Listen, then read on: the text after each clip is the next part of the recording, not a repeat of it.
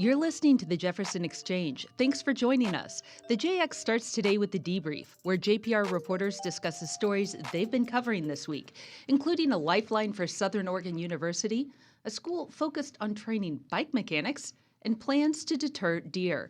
I'm Maria Carter, JPR's news director. I'm Roman Battaglia, politics, science, and environment reporter. I'm Jane Vaughn, housing, homelessness, and education reporter. And I'm Justin Higginbottom, public health and safety reporter. Okay, Justin, you had a feature on a school for bike mechanics in Ashland. What's so special about this school? Yeah, so this is the United Bicycle Institute, and it's really one of a kind in the country. So it's the only standalone program offering certified training for bike mechanics in the whole U.S. And for over 40 years, since the early 80s, people have traveled from around the country and even sometimes the world to attend this school. So it's unique, and it has a pretty interesting history. So it actually came from something called the United Bicycle Tool Supply, which was a wholesale bike tool company based in Ashland. They got so many people asking about bike mechanic things that they ended up setting up this school. But the tool company unfortunately closed its doors in 2024. But the school is still going strong, and I visited a classroom recently for the story. And you spoke with some students there. What kind of people attend this school? Well, it's a really diverse crowd. So you have people wanting to become bike mechanics or people who have worked in a bike shop for years but just want to learn more and kind of stay at the top of their game. The school accepts GI Bill funding, which is unique. So a lot of veterans actually come through the program. But I spoke with a woman named Angela Fosberg who had a really compelling story, which I included in the article. She manages a bike shop at a homeless shelter in Vancouver, Washington, and they give out bikes to the homeless population, which she explained can be a big leg up if you're homeless. It could allow someone to travel further for work or to see their family. Bikes can really mean freedom to people, especially people like Fosberg. She said she was homeless herself, and then she found the shelter and started volunteering at the bike shop and basically never left. Her organization sends mechanics all the time through UBI. But everyone I spoke with, no matter their background, just really had this love for bikes, which I think was cool. Yeah, and it sounds like she got a real skill out of this, too. You also spoke with the president of the school. He also loves bikes? Yeah, everyone loves bikes. That's Ron Sutphin. And he's been working around bikes in Southern Oregon, around this region for, since the 70s, actually. He's on his way to retirement, so he said I caught him just in time for this story. But I spoke with him about how the bike industry has changed and how bikes themselves have changed. One thing he said is that bikes are, probably isn't surprising, they're just a lot more complicated. So you have long travel suspension and hydraulic disc brakes and wireless shift systems. There's wireless stuff on the bike these days? Yeah, and actually just this morning I've been assured all those things are real. So the skill level to work as a bike mechanic has really increased. But at the same time, bike stores have faced some challenges lately. So during the pandemic, demand for bikes boomed. Everyone wanted to get outside and ride their bike.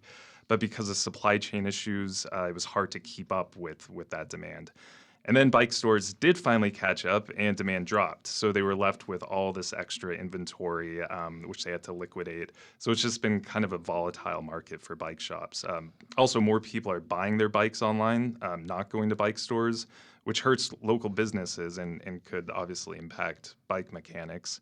And then recently there's tariffs. So a lot of bike parts come from abroad, and tariffs have put a dent in that market. So last year, the U.S. imported the fewest number of bikes in a decade. Yeah, and I'm guessing even some of the raw materials that go into bikes are getting tariffs that are affecting things.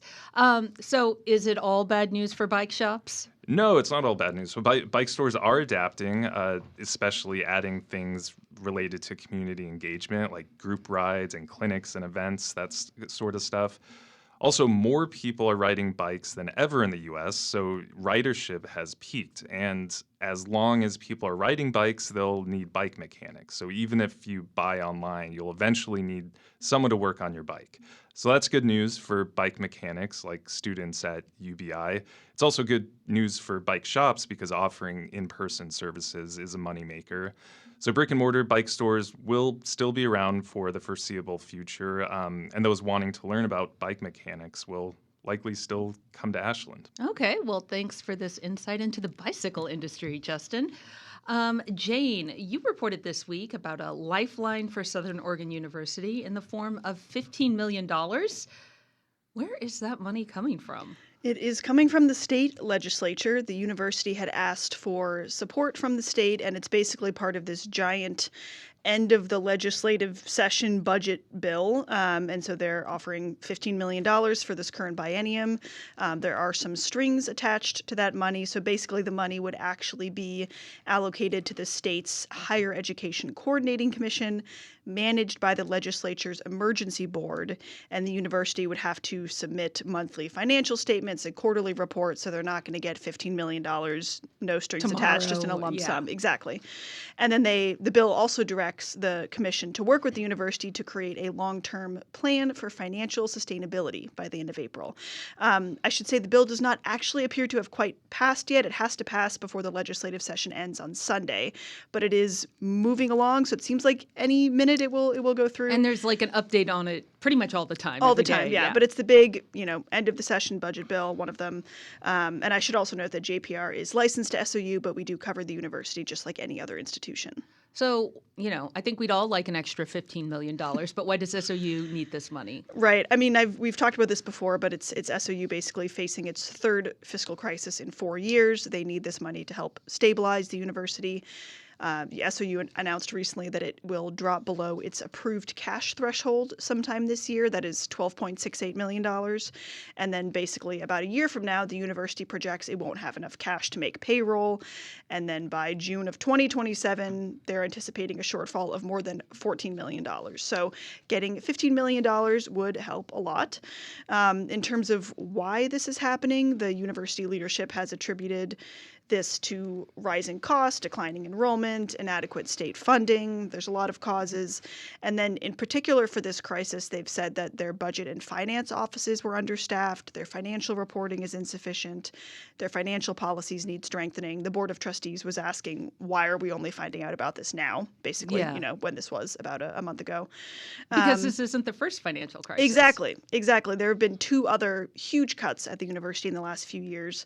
In 2023, SOU cut about 82 full-time equivalent positions. And then in the fall, just in September, a few months ago, they approved another plan to cut more than $10 million over 4 years. And so between those two plans, the SOU president, Rick Bailey, has said the university has already cut 1/4 of its faculty and staff. And so now we're here again, and the university is asking the state for help, which appears on track to come through in the form of $15 million. Sure. And what is SOU going to be using this money for? I'm not exactly sure specifically what they would put the money toward. I haven't heard back from university leadership at all this week. They haven't released any public comment about the bill. President Rick Bailey didn't want to talk earlier this week, so I'm not exactly sure about how specifically they will use that $15 million. But it does say that they have to work with the state commission on a sustainability plan that has to include a balanced budget. They have to look at programs and functions of the university that are specifically meaningful to Southern Oregon or to the state. They have to evaluate options for partnering with other institutions. And then the commission also has to report to the Legislative Emergency Board by June with SOU's updated financial modeling and an operational plan. So there's a lot of strings attached. There's a lot of work to do if they do end up getting this money in terms of how to stabilize, for this biennium. So if this $15 million fixes the university for, the current biennium, then there's still the question of what to do after that, how to stabilize the university long term. So we're not having to do a big cut every couple years. And so President Rick Bailey has talked a lot about how they're going to be really looking into that too and making a long-term plan. So there is a lot of work ahead, even if the money, as it seems, will go through. Things don't end there. Okay. Well, thank you so much, Jane. Roman, we're based here in Ashland, as we just mentioned there at SOU. And I don't know about you, but the deer here are a menace at times. You reported on the city council discussing this issue. Is it just what I'm seeing, or are there deer really a problem out there? Yeah, I mean, this does everyone in the town, everyone who comes to Ashland has a different opinion on the deer. You can ask everyone and get a million different answers. I know sometimes they delay my morning commute. Yes, yeah. And I mean, they do cause problems. I mean, they'll block traffic. Sometimes they're very good about crossing the road, but sometimes they just kind of sprint across and scare everyone and create a big block Sometimes up. they mosey. Yes, exactly. Sometimes they often will eat up people's gardens. They'll attack small animals, but they've also actually attacked people before too. Last year, a deer Bambi had... city. So, Yeah. I mean, a deer. Last year, a deer had charged at an Ashland woman while she was going on a walk with her dog and kicked her down. Her dog luckily ran away and got to safety, but she had to go to the emergency room and get staples in both of her thighs. Wow. I think they said the wounds were too big for just stitches. So Oh my gosh. yeah, it was not Yeah. good for her. But in that meeting this week, the Ashland mayor also said that she sometimes walks around her neighborhood with a piece of rebar to protect herself during parts of the year. When the deer are in these larger groups, they can kind of get hard to move or intimidate, and the does are especially protective in June and July when they're birthing new fawns and protecting them as they grow up. Another big problem that they were talking about is that people in town, and especially visitors, often don't think the deer are a threat. Sometimes they even think that they're like their pets, and they'll try Because to in feed most them. places, deer aren't that much of a threat. Yeah, they're cute. I mean, Yeah. there's even places like in Japan, there's deer that you can feed Yeah. and they'll nod to you and stuff, but not necessarily the case here. I've actually in the past had to warn a family in Lithia Park where there was a little kid trying to feed the deer some grass. The city council is basically concerned that one day this behavior of feeding deer and pretending like they're friendly could lead to someone getting killed eventually. Wow. So on top of that, feeding deer and other wildlife is also illegal in Ashland. So the city council was hearing from Matthew Vargas from the Oregon Department of Fish and Wildlife about reports they've collected and kind of solutions to the problem. So why does Ashland seem to have such a problem, and then like other nearby cities just down the road, like in Talent or Medford, don't seem to have the same problems? Yeah, exactly. I mean, you don't really hear about deer in other nearby cities like Talent, Medford, or Grants Pass, but according to the ODFW reports, and these are basically just like called in reports about deer, they actually do get as many reports of deer in those other cities. Sometimes Grants Pass gets a lot more reports than Ashland, but what seems to be different in Ashland is that there are more reports of these human deer encounters where the deer will attack or threaten humans or pets. So, there isn't really a definitive scientific answer as to why Ashland has more of these things, but one theory is that Ashland is much more connected to the wilderness and the city kind of just blends seamlessly into the Ashland watershed, so it's really easy for the deer just to walk right into town, as opposed to the other cities in the Rogue Valley where, a lot of the time they're buffered by rural farmland area that kind of keeps the deer from straying too far into the city itself. And maybe just having a walkable downtown too, as part of that. So what are the solutions to this deer problem? Yeah, well, one solution is simply and kind of sadly just killing them. Oregon has this deer pilot program that allows cities to obtain a permit to kill deer if they're declared a public nuisance and if the city bans feeding wildlife. So from what I understand, only the city of Union in the northeast part of the state has taken part in this program. It's much smaller than Ashland, only around 2,000 people, but they did this late last year because of similar problems with deer. I think they also had an attack on a person. They ended up killing around 50 deer. The way the program works is the city pays for the removal of the deer. In the Union's case, they worked with ODFW on that, and then Union donated all of the edible meat to local food banks, and then the city can also sell the hides and the antlers to offset the cost of the program. And is that something they're considering here in Ashland? I mean, I would say they're considering it, but they don't necessarily want to do Yeah. it if they don't have to. It sounds like in Ashland, they don't really want to kill the deer. Yeah. So their initial approach is more education. They're planning a public education campaign on this, saying, essentially residents should be harassing these deer more. How does one harass a deer? Yeah. You can do things like using automated sprinklers, spraying, maybe get a squirt gun and spray them. That sounds like that kind of scares them away. Or planting. That's something fun for the kids. Yeah. Or you can just discourage them from coming into town anyways, like planting plants that deer don't like to eat and just not actively feeding the deer as things they don't want.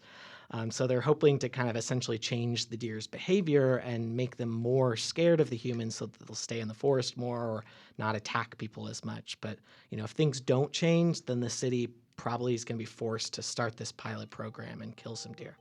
Okay. Well, I know you didn't include it in your story, but there's a little discussion of bears. Can you give us the quick rundown on that? Yeah, I mean, luckily bears haven't attacked people, and they were talking about kind of implementing more bear-proof trash cans around the city, but we didn't really get a resolution because those cost a lot more money and take more time to empty, so sounds like that's not fully a solved problem yet. Okay, thanks, Roman. That's it for the debrief this week. Thanks for listening. You can reach the newsroom with comments on our coverage and suggestions for things we should cover in the future through our news tip line. That's on our website, ijpr.org. And you can find this program and more at jeffexchange.org or on your favorite podcast platform.